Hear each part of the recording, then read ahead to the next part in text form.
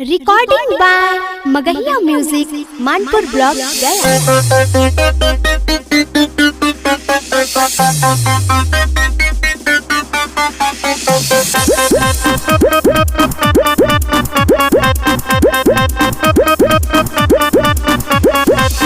Music by PM Bihari.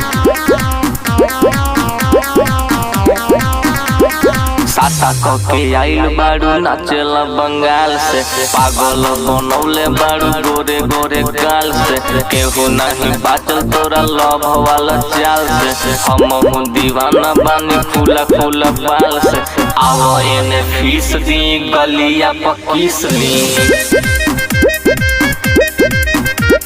होठ के चुसाई 10 ढोरी खाती 20 दी। साता के आइल बाड़ू नाचेला बंगाल से, पागल बनौले बाड़ू गोरे गोरे गाल से। केहू नहीं बाचल तोरा लव वाला चाल से, हम दीवाना बानी फूला फूला बाल से। आओ एने फीस दी गलिया पकीस ली, होठ के चुसाई 10 ढोरी खाती 20 दी।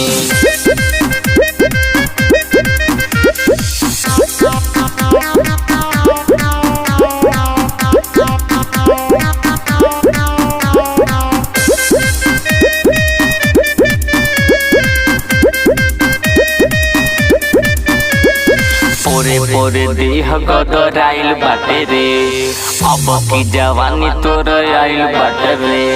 भीतरी ले अगिया लहकल बाटे रे, देखिए के मनवा सनकल बाटे रे। आओ एने फीस दी गलिया पे मिस दी, होठ के चुसाई 10 ढोरी खाती 20 दी। साता के आइल बाड़ू नाचेला बंगाल से, पागल बनौले बाड़ू गोरे गोरे गाल से। केहू नहीं बाचल तोरा लव वाला चाल से, हम दीवाना बानी फूला फूला बाल से। आओ एने फीस दी गलिया पकीस ली,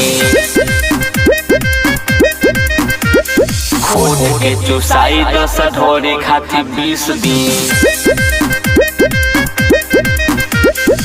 recording by Magahiya music Manpur block Gaya.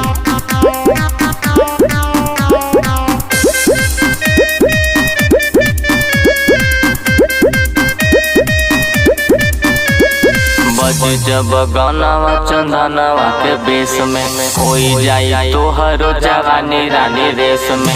Writer Nagendra Ujjwal PM Bihari, तोहरे चलते कोइले रानी देख मारा मारी। आओ एने फीस दी गलिया पे मिस दी, होठ के चुसाई 10 ढोरी खाती 20 दी। साता के आइल बाड़ू नाचेला बंगाल से, पागल बनौले बाड़ू गोरे गोरे गाल से। केहू नहीं बाचल तोरा लव वाला चाल से, हम दीवाना बानी फूला फूला बाल से। आओ एने फीस दी गलिया पकीस ली, होठ के चुसाई 10 ढोरी खाती 20 दी।